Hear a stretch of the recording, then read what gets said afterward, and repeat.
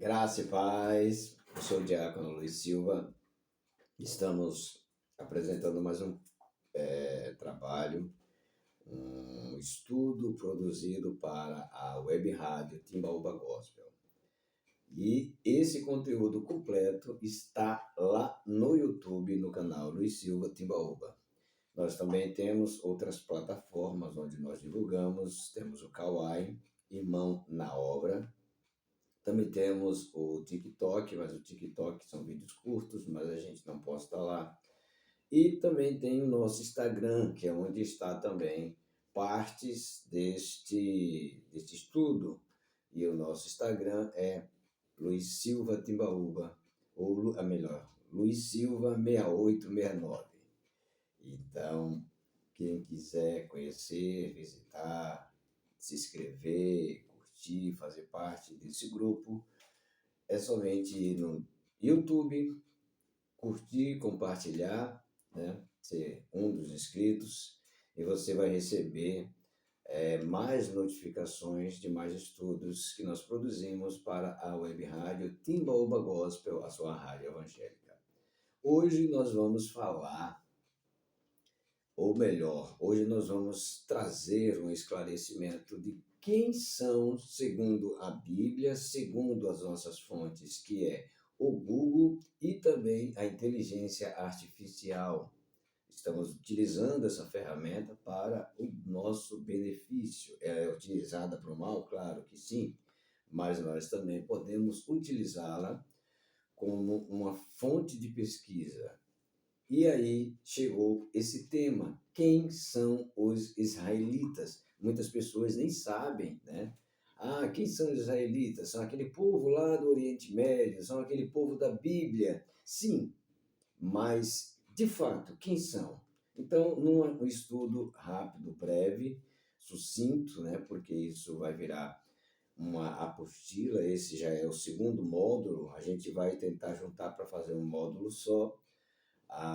E estes são um trabalho. Quem quiser adquirir estas apostilas, é só entrar em contato comigo no meu WhatsApp 819-8991-3336. 819-8991-3336, tá certo? Aí você vai adquirir esta apostila. Não são esboços para pregação, são apostilas, né, de estudos, de pesquisas bíblicas com a ajuda de uma fonte de pesquisa, né, duas na verdade, o Google e a inteligência artificial, tá certo? Então, quem são os israelitas? Os israelitas são um povo antigo mencionado na Bíblia hebraica e no Antigo Testamento da Bíblia cristã, ou seja, essa Bíblia. Eles são considerados os ancestrais do povo judeu e são conhecidos por sua história e cultura rica. Origens: 1. Abraão. Os israelitas são descendentes de Abraão, um patriarca bíblico que é considerado o fundador dos judeus. Ou melhor, o fundador do povo judeu. 2. Jacó. Jacó também é conhecido como Israel. Lembra que Jacó, lá no Vale de Jaboque, que ele lutou ali com Deus e Deus transformou ele, mudou o nome dele. Olha, como um príncipe tu lutasse com Deus, então agora tu não vai mais se chamar Jacó, agora teu nome é Israel. Foi lá onde tudo começou. Esse nome. Então, como está aqui, vou repetir: 2, Jacó. Primeiro Abraão, segundo Jacó. Jacó também é conhecido como Israel e é considerado o ancestral direto dos israelitas. A história. Primeiro, Êxodo. Os israelitas são conhecidos por sua saída do Egito, liderada por Moisés, que é descrita no livro do Êxodo. 2. Conquista de Canaã. Após o êxodo, os israelitas conquistaram a terra de Canaã, que é considerada a terra prometida. Legado. 1. Religião. A religião dos israelitas é o judaísmo, que é uma das religiões monoteístas mais antigas do mundo. E o que é monoteísmo? Para quem não conhece, para quem conhece é uma palavra já familiarizada, né? Ou familiar. Mas para quem não conhece, o que é o monoteísmo? Monoteísmo é a adoração a um único Deus. 2. Cultura. A cultura israelita é rica e diversificada, com a contribuição significativa para a literatura, arte e filosofia. Os israelitas são um povo com uma história e cultura rica, e seu legado continua a influenciar a sociedade moderna até hoje. Nós somos a sociedade moderna. E não é à toa que nós estamos falando de um povo milenar, de um povo que surgiu, né, através destes destes patriarcas, desculpem, é que logo cedo de manhã a língua dá uma travada, mas destes patriarcas, Abraão, né? Os israelitas são descendentes diretos de Abraão, um patriarca bíblico que é considerado o fundador do povo judeu, não do judaísmo, mas do povo judeu. E aí, do povo judeu, veio Jacó, e Jacó também é conhecido como Israel, que é considerado o ancestral direto dos israelitas. Como já disse, Jacó chamava-se Jacó, tinha o seu irmão Esaú, e Jacó estava fugindo de Esaú depois de uma situação que todos conhecem, né, na Bíblia. Quem estuda, quem lê a Bíblia sabe da situação ali que ocorreu para que Jacó fosse ali, vamos dizer assim, fugindo, né, do seu irmão. E isso é uma outra história, mas a gente não vai entrar nesse mérito.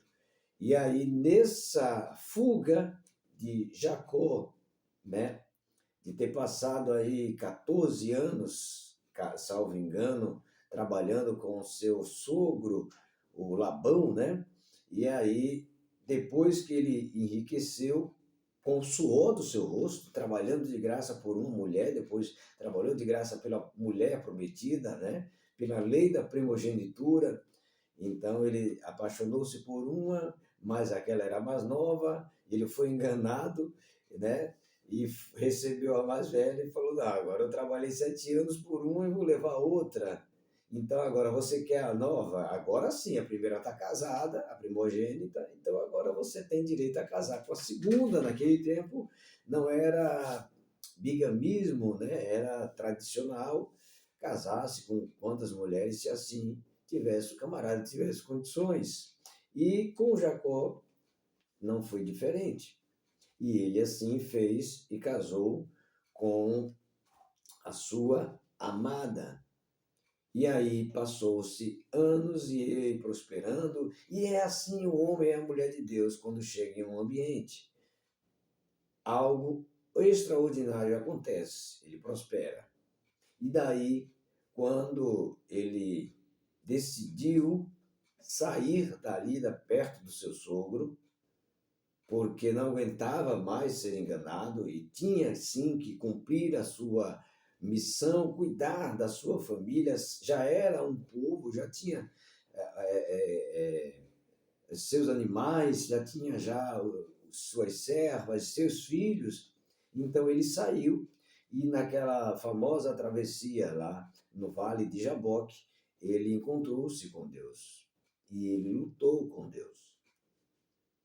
E, segundo relatos, a Bíblia diz, e fontes históricas dizem que foi uma luta que não foi de agora, né? Vamos dizer assim, momentânea, uma coisa de troca umas porradas aqui, outra ali e vai-se embora. Não, foi uma briga. E como Jacó viu que ali era algo diferente, não era simplesmente um homem que o seu irmão, como ele estava fugindo de seu irmão Esaú, ele estava ali, não era simplesmente um homem mandado por outro homem, e sim um homem diferente. Ele lutou com aquele homem e segurou e falou: Não, eu não vou agora, eu sei quem tu és e eu não vou te largar enquanto tu não me abençoar.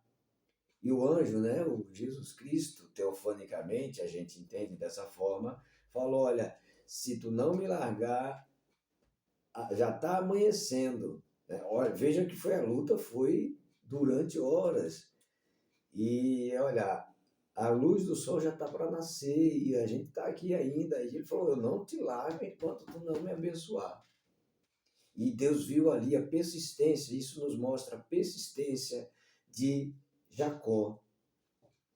E quando você persiste em lutar com Deus, não lutar, gladiar-se com Deus, mas lutar em oração, lutar em perseverança, lutar em insistir naquilo que você quer e que você sabe que Ele pode dar. Então você é abençoado. As sequelas de uma briga sempre ficam, um dente quebrado, um olho, né, roxo, um corte, são sequelas. Mas a sequela que Jacó ficou foi quando o anjo, né, teofanicamente, Jesus Cristo, tocou ali em sua juntura. E por que, para terminar, por que que todos dizem que é ou foi Jesus? Porque um anjo qualquer não ia brigar com um homem, não ia fazer um teste, não de resistência, de força, porque Deus é maior, mas de persistência. Deus insiste na fé, na esperança, na perseverança. E essa é a palavra do dia: persevere. Faça como esse povo aqui, israelita, que está perseverando há milênios, que até hoje persevera pela preservação da sua existência, enquanto dezenas, repito, um povo pequeno em termos de território, no meio, aqui é Israel, aqui são os povos árabes, descendentes dos ismaelitas que nós vamos estudar amanhã. Um povo pequeno que luta contra vários inimigos, dezenas deles, que são declaradamente a favor da extinção, do extermínio de Israel. Deus me traz à memória uma situação que, salvo engano, em 1940, alguma coisa, eu não pesquisei isso, mas isso me vem à memória, onde, assim, o Estado de Israel recém-formado, lembre-se que com o voto de Minerva, se pode dizer assim, o voto de martelo, né? A Minerva é uma deusa grega, caso não me engane, mas aquele voto que decide, ficou empatado sobre a criação ou não criação do Estado judeu. E aí, Oswaldo Aranha, embaixador brasileiro, foi lá e apoiou. Por isso nós somos abençoados, porque um brasileiro chamado Oswaldo Aranha foi quem disse: vamos criar o Estado de Israel. Ele, a palavra dele, a assinatura dele, permitiu que hoje, lá no Oriente Médio, está, ou estivesse, ou está, de fato, a nação de Israel. E assim a história diz que, isso é história secular, você pode pesquisar no Google. Poucos dias, um povo que não tinha armas, que não era homem guerreiro, que não eram apenas camponeses, não tinha ainda aquela união, porque foi juntado de várias partes do mundo, como Deus tinha espalhado, e aí cumpriu-se a profecia: poderá Deus criar uma nação em um único dia? Cumpriu-se aí. Uma nação que estava espalhada pelo mundo foi criada através do voto do Oswaldo Aranha, nosso brasileiro, embaixador na ONU, que criou o Estado de Israel. E aquele povo que veio dos quatro cantos da terra se juntaram para tomar posse da terra e dividir ali a terra com os palestinos. O que, na verdade, o que se chama de Palestina não existia. São filisteus, ou os filistinos. E aí, aquele